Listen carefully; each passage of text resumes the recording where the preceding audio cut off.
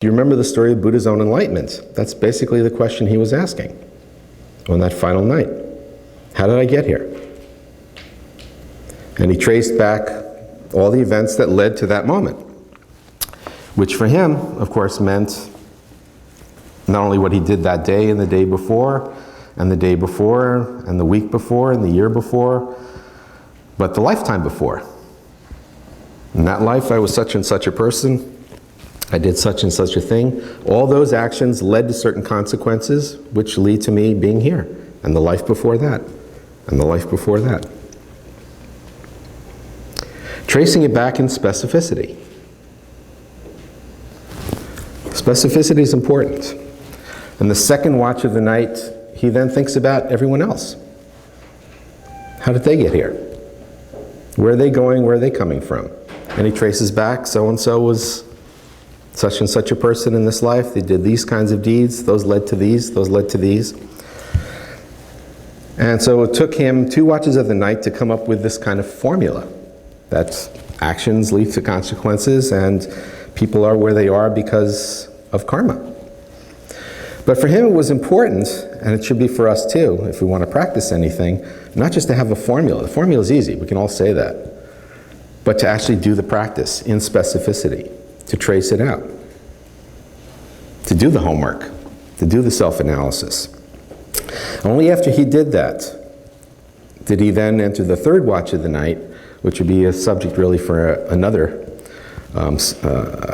talk on pratitya samuppada, dependent origination. And he asked the question, which is what got him in the forest in the first place, why is there death? Which is a way of saying, why is there suffering? Why are things impermanent? Why doesn't anything last? And I don't want to get too depressing, but if you think about it long enough, if everything that you accomplish is going to disappear someday, what's the point?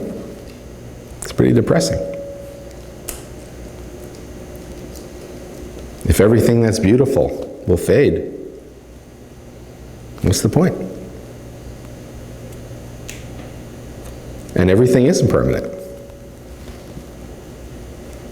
There are some philosophies and some religions that try to encourage you otherwise. They try to invent permanent things to believe in. But Buddhism was very courageous early on and said, no, look around, there's nothing permanent. It's all impermanent. Impermanence leads to suffering, because even things which are pleasurable lead to attachment. You enjoy them. What happens when they fade? What happens when someone dies? It's not just your death, it's other people too. The closer and more attached you are, the harder it is. So even joy is suffering. So why is there suffering? He came up with a brilliant answer. Or why is there death, is the way he put it. Why is there death? There's death because there's birth. You don't want to die, don't get born. It's too late.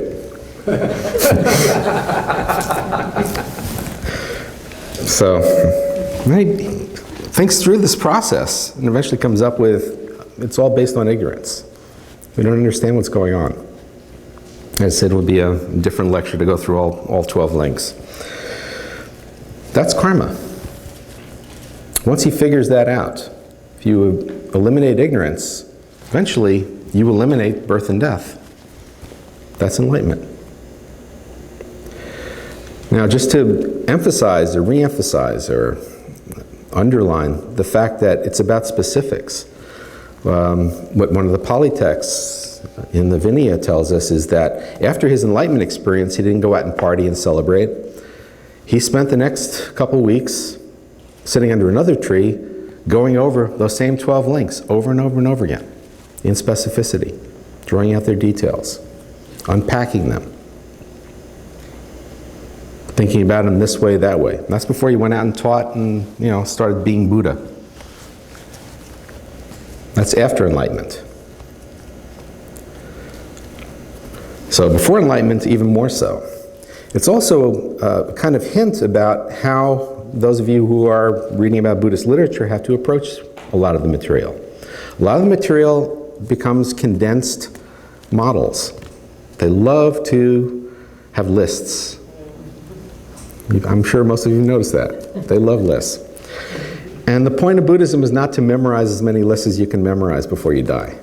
That's not going to help.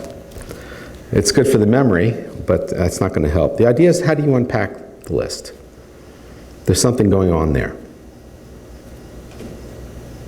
How do you add the water to the ramen so you can actually eat the instant ramen? Karma gets compact, and we have to open it up. And how do you open it up? You open it up with experience. You open it up with analysis. You open it up with reflection, with paying attention. There are actually a lot of words in Sanskrit and in Pali for paying attention. We translate them in all sorts of different ways, but they basically just mean pay attention. Don't get distracted.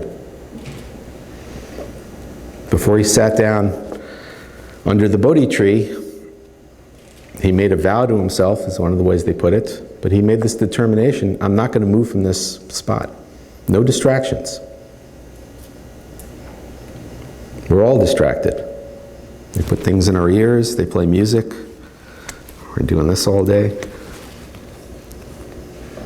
TV, radio, stereo, whatever. Distraction, distraction, distraction. And if you take away people's distractions for 5 minutes, they start to get antsy and nervous. So eliminate distractions, pay attention.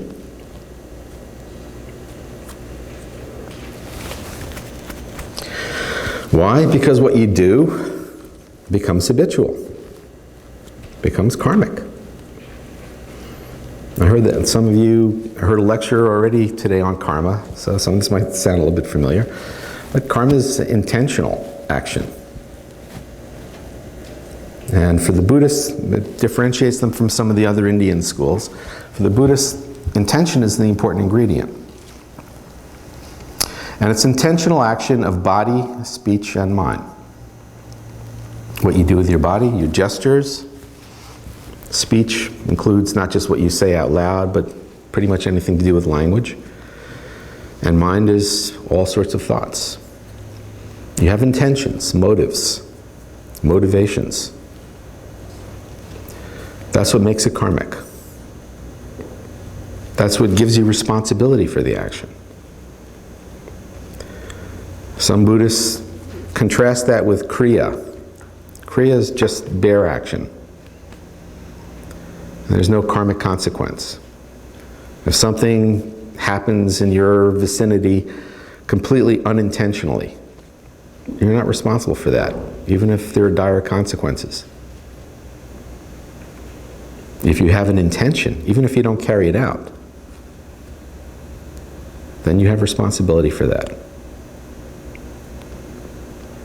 Some Buddhists even went so far as to give that a material quality. They called it avijnapti rupa.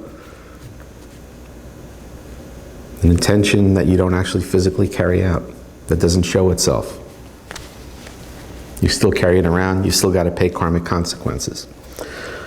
So karma also means debt.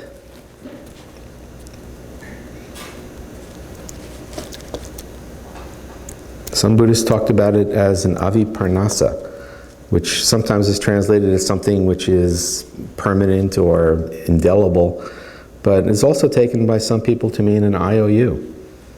Every action ends up being an IOU that you write to yourself. And the account's going to come due someday. The more good karma